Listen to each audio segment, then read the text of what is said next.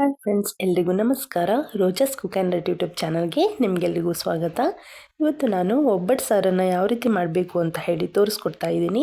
So ಒಬ್ಬಟ್ಟು ಸಾರು ಅಂದರೆ ಈ ರೀತಿ ಇರಬೇಕು ಅಂತ ಹೇಳಿ ನೀವೇ ಹೇಳ್ತೀರಾ. ಖಂಡಿತವಾಗಿ ಒಂದು ಸಲ ಟ್ರೈ ಮಾಡಿ ನೋಡಿ ಫ್ರೆಂಡ್ಸ್. ಸೊ ಬನ್ನಿ ಫ್ರೆಂಡ್ಸ್, ಈಗ ಯಾವ ರೀತಿ ಮಾಡಬೇಕು ಹಾಗೆ ಏನೇನು ಇಂಗ್ರೀಡಿಯೆಂಟ್ಸ್ ಬೇಕು ಅಂತ ಹೇಳಿ ನೋಡೋಣ. ಸೊ ಮೊದಲಿಗೆ ನಾನು ಒಲೆ ಮೇಲೆ ಒಂದು ಪ್ಯಾನನ್ನು ಇಟ್ಕೊಂಡು ಅದಕ್ಕೆ 1 ಟೇಬಲ್ ಸ್ಪೂನಷ್ಟು ಎಣ್ಣೆನ ಸೇರಿಸ್ಕೊಂಡಿದ್ದೀನಿ. ಸೊ ನಂತರ ಇದಕ್ಕೆ 2 ಈರುಳ್ಳಿ ಹಾಗೆ 1 ಟೊಮ್ಯಾಟೊನ ಕಟ್ ಮಾಡಿಕೊಂಡು ಸೇರಿಸ್ಕೊತಾ ಇದ್ದೀನಿ. ಸೊ ಈಗ ಟೊಮ್ಯಾಟೊ ಹಾಗೂ ಈರುಳ್ಳಿ ಸ್ವಲ್ಪ ಕಲರ್ ಚೇಂಜ್ ಆಗೋ ರೀತಿ ನಾವು ಈಗ ಅದನ್ನು ಫ್ರೈ ಮಾಡ್ಕೋಬೇಕು.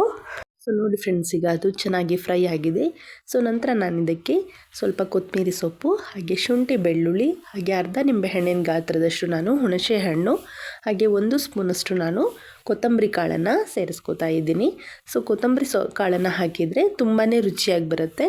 ಸೊ ನೋಡಿ ಫ್ರೆಂಡ್ಸ್, ಈಗ ಎಲ್ಲವನ್ನು ನಾನು ಮತ್ತೆ ಚೆನ್ನಾಗಿ ಫ್ರೈ ಮಾಡ್ಕೋತಾ ಇದ್ದೀನಿ.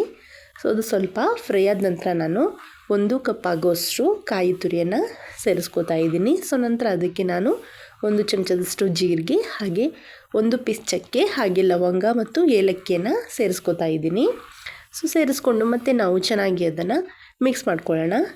ಸೊ ಚೆನ್ನಾಗಿ ಫ್ರೈ ಆಗಿ ಅದು ಸೈಡಲ್ಲಿ ತಣ್ಣಗಾಗಲಿಕ್ಕೆ ಎತ್ತಿಟ್ಕೊಳ್ಳೋಣ. ಸೊ ಅದು ಚೆನ್ನಾಗಿ ತಣ್ಣಗಾದ ನಂತರ ನಾನು ಒಂದು ಮಿಕ್ಸಿ ಜಾರ್ಗೆ ಈಗ ಅದನ್ನು ಟ್ರಾನ್ಸ್ಫರ್ ಮಾಡ್ಕೋತಾ ಇದ್ದೀನಿ. ಸೊ ನಂತರ ಇದಕ್ಕೆ ನಾನು 1 ಸ್ಪೂನಷ್ಟು ಧನಿಯಾ ಪೌಡರು ಹಾಗೆ 1 ಸ್ಪೂನಷ್ಟು ಅಚ್ಚಕಾರದ ಪುಡಿಯನ್ನು ಸೇರಿಸ್ಕೊತಾ ಇದ್ದೀನಿ.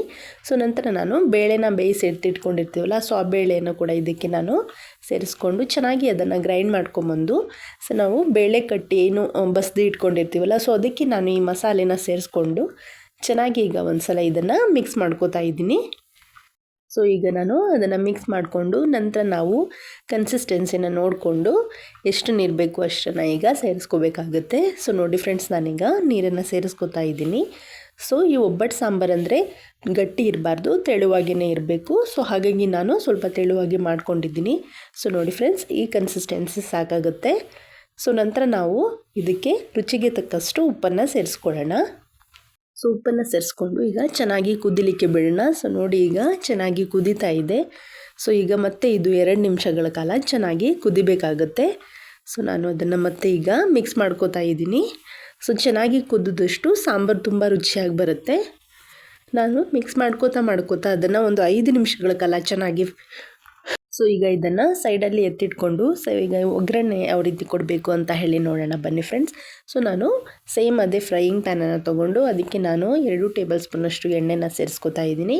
ಸೊ ನಂತರ ಅದಕ್ಕೆ ನಾನು ಸಾಸಿವೆ ಹಾಗೆ ಜಜ್ಜಿಟ್ಕೊಂಡಿರುವಂತಹ ಬೆಳ್ಳುಳ್ಳಿ ಹಾಗೆ 3 ಒಣಮೆಣಸಿನ್ಕಾಯಿ ಹಾಗೆ 1 ಚಿಕ್ಕ ಈರುಳ್ಳಿನ ಕಟ್ ಮಾಡಿಕೊಂಡು ಮತ್ತು ಅದಕ್ಕೆ ಸ್ವಲ್ಪ ಕರಿಬೇವು ಸೊಪ್ಪನ್ನು ಈಗ ನಾನು ಸೇರಿಸ್ಕೊಂಡು ಚೆನ್ನಾಗಿ ನಾವು ಫ್ರೈ ಮಾಡ್ಕೋಬೇಕು ಫ್ರೆಂಡ್ಸ್. ಸೊ ಈ ಥರ ಒಗ್ಗರಣೆ ಮಾಡಿದರೆ ತುಂಬಾ ರುಚಿಯಾಗಿ ಬರುತ್ತೆ. ಖಂಡಿತವಾಗಿಯೂ ನೀವು ಒಂದು ಸಲ ಈ ಥರ ಒಗ್ಗರಣೆ ಹಾಕಿ ಹಾಗೆ ಸಾಂಬಾರನ್ನ ಮಾಡಿ ಹೇಗಿತ್ತು ಅಂತ ಹೇಳಿ ಕಮೆಂಟಲ್ಲಿ ತಿಳಿಸಿ ಫ್ರೆಂಡ್ಸ್. ಸೊ ನೋಡಿ ಈಗ ನಾನು ಚೆನ್ನಾಗಿ ಅದನ್ನು ಫ್ರೈ ಮಾಡಿಕೊಂಡು ಸೊ ನಾವೀಗ ಸಾಂಬಾರಿಗೆ ಇದನ್ನು ಒಗ್ಗರಣೆನ ಸೇರಿಸ್ಕೊಳ್ಳೋಣ. ಸೊ ನೋಡಿ ಫ್ರೆಂಡ್ಸ್, ಈಗ ನಾನು ಒಗ್ಗರಣೆನ ಇದಕ್ಕೆ ಸೇರಿಸ್ಕೊತಾ ಇದ್ದೀನಿ. ಸೊ ಸೇರಿಸ್ಕೊಂಡು ಮತ್ತು ನಾವು ಸ್ವಲ್ಪ ಸಾಂಬಾರನ್ನು ತಗೊಂಡು ಅದೇ ಒಗ್ಗರಣೆ ಪ್ಯಾನ್ಗೆ ನಾನು ಸೇರಿಸ್ಕೊಂಡು ಮತ್ತು ಅದಕ್ಕೆ ನಾನು ಸೇರಿಸ್ಕೊತಾ ಇದ್ದೀನಿ. ಸೊ ನೋಡಿ ಫ್ರೆಂಡ್ಸ್, ಈಗ ಸಾಂಬಾರು ರೆಡಿಯಾಗಿದೆ. ತುಂಬಾ ರುಚಿ ಹಾಗೂ ತುಂಬಾ ಟೇಸ್ಟಿಯಾಗಿರುತ್ತೆ ಫ್ರೆಂಡ್. ಖಂಡಿತವಾಗಿಯೂ ನೀವು ಒಂದು ಸಲ ಈ ರೆಸಿಪಿನ ಟ್ರೈ ಮಾಡಿ ಫ್ರೆಂಡ್ಸ್.